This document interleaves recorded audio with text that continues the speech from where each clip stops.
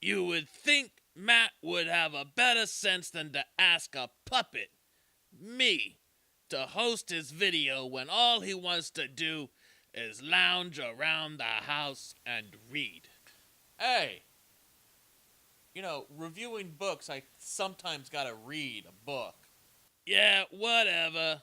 You want me in charge of making this week's video? Then you get what I decide you're gonna get in this video. Fine, just don't cuss. Yeah. This week, we're playing the Bad Habits book tag.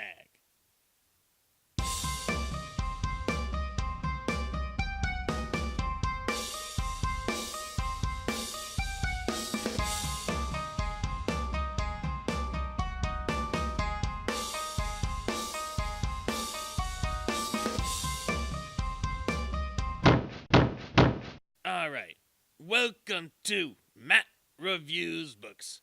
I am a real fox. And this is a book related channel, mostly dedicated to older books.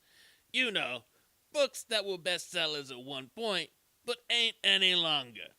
We also talk graphic novels, comics, newspapers, and magazines. If it's ink to paper, as the big guy says, it's probably going to get discussed at some point. If that sounds like it would float your boat, or flip your page, as the case may be, subscribe. It's good for the big guy's fragile ego. Hey, get on with it already. Fine. Here we go. The Bad Habits book tag. The original tag by Chapter Barbara is linked in the description, as well as the one I found by Ivy Muse. Let's get on with it. Binge drinking. An alcoholic book character. Alright, this one is easy.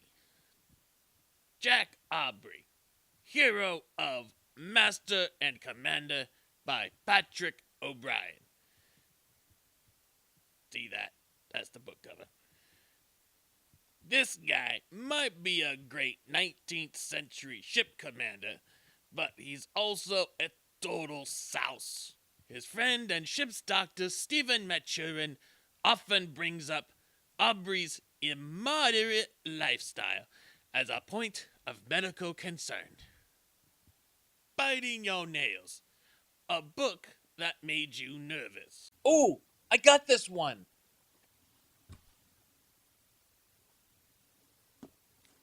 Mari Sandoz, Cheyenne Autumn. This is it's a historic fiction. It's a story of 1878. I'm just going to read the back of it real quick. It's probably best. Autumn of 1878, a band of Cheyenne Indians set out from Indian Territory, where they had been sent by the U.S. government to return to their homeland in Yosemite Country. Sandoz tells the saga of their heartbreaking 1,500-mile flight. It's an emotional roller coaster. Maybe it was just a rough semester for me. I don't know. But this one really got to me. I really remember this one as a nail biter. Unhealthy Eating, a book that mentions, or for which the theme is, eating disorders. Now, the book I found, or I thought of, is not really about an eating disorder so much, but definitely there is some unhealthy eating in Follow the River by James Alexander Thomp. It's the true story of Mary Ingalls, who was kidnapped by Shawnee in 1755 and had to walk hundreds of miles back to her home in Ohio. This one I think Matt should answer. Staying Up Late, a book you read into the night.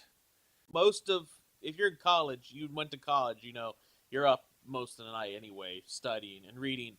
But I found it was actually pleasurable as a history major. I love the books. But this one got me also. Yes, it's another nonfiction book. And it's really okay. So what is the perils of prosperity? I'm holding this up. The Perils of Prosperity, 1914 to 1932, by William E. Leuchtenberg. And Leuchtenberg is one of the history field's premier thinkers. One of the tops, especially American history, which I was studying. This is so basically it's the interwar period that up through the Depression. So it's not even really interwar because it does cover World War One, but there's a period of American history that's very distinct, that has its own architecture. In fact, the early 20th century, and it is remarkable for how vibrant and vigorous, but also economically unstable it was. It's a good book. This one I read up. I actually was reading ahead. This is one of those enjoyable reads, even though it's nonfiction. It's nonfiction and it's enjoyable. Go figure. Procrastination. A book you want to read, but you keep putting it off. Oh, Matt, this one is tailor-made for you. Okay, that's fair enough. Fair enough. So yeah, Jonathan Strange and Mr. Norrell by Susanna Clark. It was actually recommended to me by a viewer last year, early on, and there was a strong recommendation. I went out, I bought the book, I put it on my bookshelf. I did start to read it. I liked what I had read, but I haven't gotten through the first chapter. And so basically I kept putting it off because there are other books that I had already read that I could review quicker. This is a thick book. It's kind of intimidating for me. I'm going to read it. I'm going to read it this year. That's a promise. Fox? Wonderful. Swearing. A book in which an author or a character uses colorful language. So that would be motherfucking Thrones. Hey, what did I say about cussing? Game of Thrones. Smoking. A book you can't get enough of because nicotine, get it? Or a book that is literally cancer. Really, it's a series rather than a single book. It's The Baroque Cycle by Neil Stephenson. That thing I can read 2 or 3 times a year. Overspending. An expensive book you bought. I got this one. I got this one. I got this one. So, one Christmas, I didn't really have as much money as I would have liked. I spent a little bit too much on presents.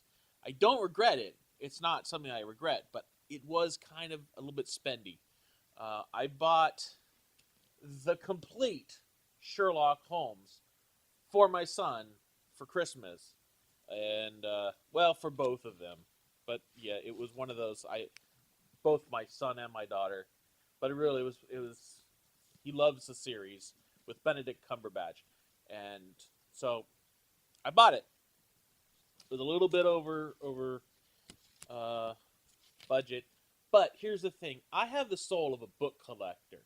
If I had the resources, the money, I would be buying the same book in different editions. Yeah, but yes, this one, the complete Sherlock Holmes. On the upside, it's got all 4 novels and all 56 adventures, the short stories. There's that. I don't have to buy any more Sherlock Holmes ever again. Lying. A book you lied about having read. That would be Blue Bloods. Try that again. Blue Blood, singular. By Edward Conlon. I got it. I looked at it. I put it on my bookshelf. I didn't read it, but I did say I had when somebody asked. And for the last question, I'll throw this over to Matt, because that one is undeniably all him. Speeding, a book you read really fast. Good Me, Bad Me, Alley Land, and Punch Escrow. The Punch Escrow. Tao Klein. These two I read fast. They were advanced reading copies last year. I had kind of a deadline. I wanted to get a video up, published before they were actually hit the shelves, and I think it was the Punch Escrow. I think it was the Punch Escrow that I read in 48 hours, and that includes going to a day job. So that one is an intense read, and I stayed up late for that one too, and writing the review. So those were two that I read fast. They were speedy. All right, that's it for me and my lazy partner. I hope you enjoyed it. I hope you subscribe, because this guy needs all the help he can get. And with that, I'll see you next time.